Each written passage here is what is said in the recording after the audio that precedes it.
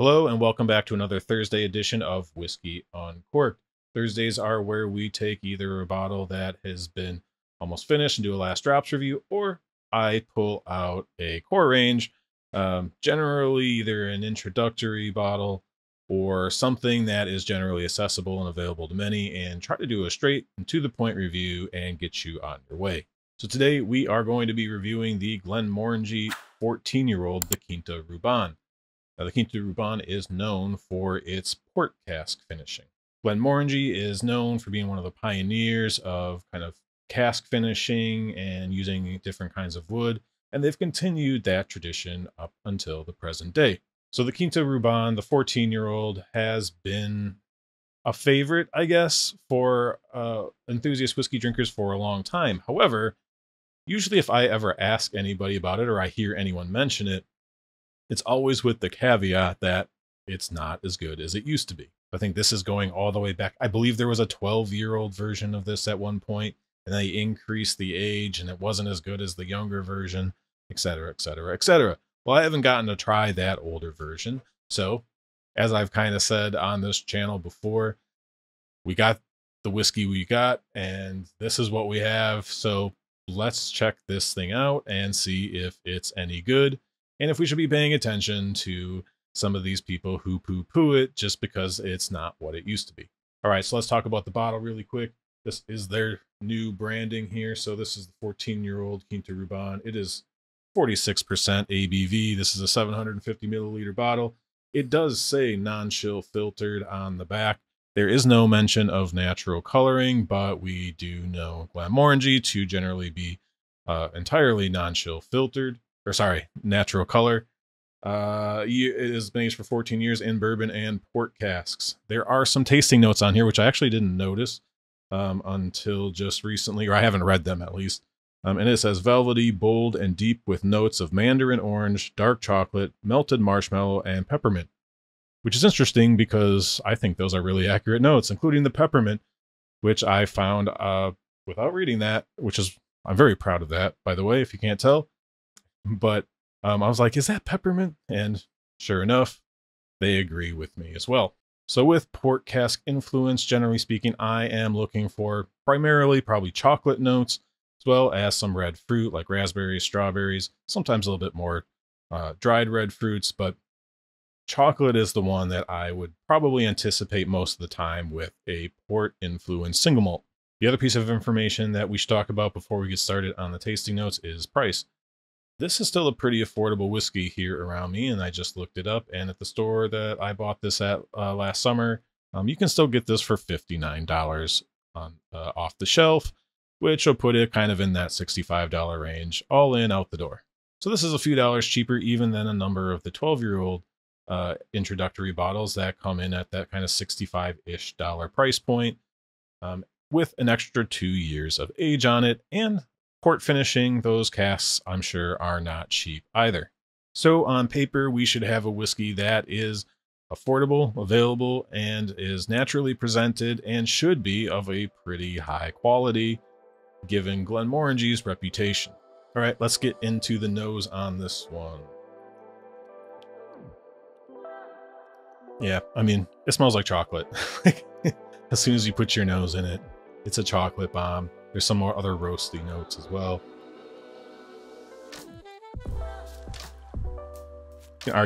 You can argue that there's some coffee. There's some caramel as well. I think there's a good solid dose of vanilla. Not a ton of like baking spice or anything like that, which, and this is a little bit of a spoiler, this is something that I find on the palate as well, that it's kind of missing some spice. And if there was a little bit of that baking spice, or maybe even a little bit of herbal or savory spice, barrel spice, something, that this whiskey would probably be even better than it is, and it is a solid whiskey. So the tasting notes on the bottle said oranges. I could definitely go with that. There is a slight acidic fruitiness, and it's definitely going to be more on the orange side. If you were to say leather, that sort of thing, I wouldn't disagree with you. It's kind of light, but at 14 years, yeah, that's not super surprising. Overall, it's a nice nose. It's not necessarily doing anything great. If you have a sweet tooth, maybe it might get you a little more excited because it is pretty chocolate forward, at least to my nose. And I do enjoy it. Again, I kind of wish it had like one more thing that it did to kind of give it just another layer, a little bit of a third dimension. Otherwise, we're kind of talking some roasted notes and some sweet notes. All right, let's try it on the palate. Cheers. Very similar. Lots of vanilla, lots of chocolate. I'm trying to find some red fruits. If they are there, I would say it's more of a cherry. Yeah, it's not overly sweet. It's rich. It's got some decadence to it. I don't think it goes super far in one direction or the other, but I would say it's definitely leaning on that kind of rich, decadent side of things. And probably not something that you would want us to sit there and drink all night long. All right, let's do sip number 2. Yo. Honeys and caramels as well. Again, it's kind of got a brownie kind of quality to it. There is some like acidity here. There is some of that like orange acidity I was getting on the nose. I could say there's some orange on the palate. Again, it's kind of like an acidic cherry more than it is maybe even a bit of a cherry throat lozenge. So that peppermint note, I think today I'm getting it more almost as a menthol. Like it's still minty. It's still kind of got a little bit of that bite, and that's kind of the only spice it has is kind of that menthol mintiness. But yeah, it's almost like I had just chewed a piece of gum, and when I breathe in, I kind of feel like I have some fresh breath, which I'm guessing I probably don't actually.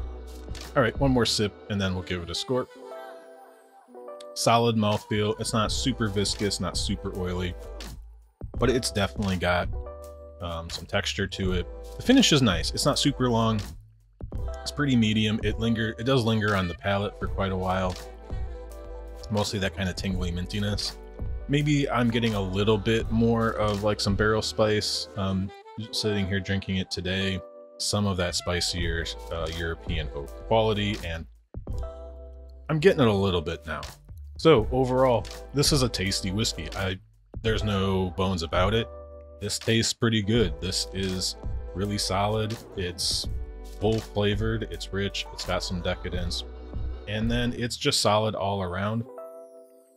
I think that acidic kind of citrus thing that was happening, almost like a citric acid, was maybe a little out of place, but I didn't really mind it all that much. If I'm trying to really pick it apart, maybe it just kind of threw me off a little bit, but I think I did actually like it because it was breaking up some of the otherwise really rich sweetness. I'm happy that I was getting a little bit more of the oak quality coming through this time.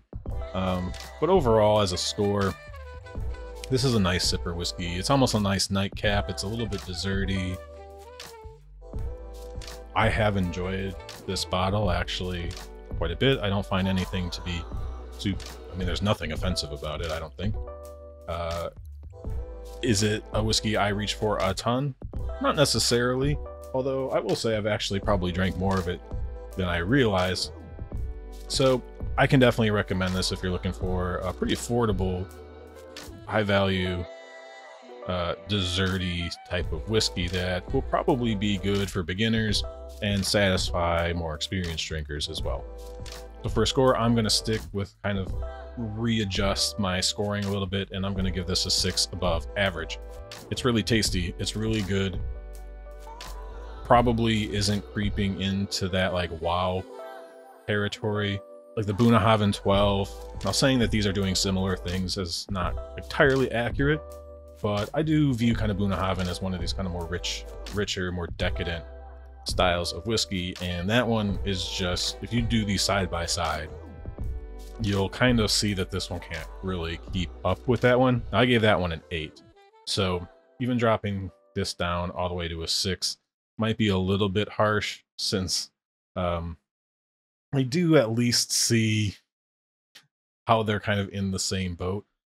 And given that this one is only a few bucks cheaper than the Bunnahabhain 12, yeah, I see it could be a little bit hard to justify grabbing over that particular bottle. But in a vacuum, if I'm just looking at this bottle of whiskey, I think it's good. I think it's pretty good value for $60. this is the type of whiskey I would always want to have a bottle like this on my shelf, because again, I think it's going to be a crowd pleaser. This might even be something that bourbon drinkers would enjoy. Just kind of is bringing some of that caramel sweetness. It's got a little bit of decadence to it. Again, I like a little bit more spice on the tongue. That pepperminty menthol thing is kind of nice, but doesn't quite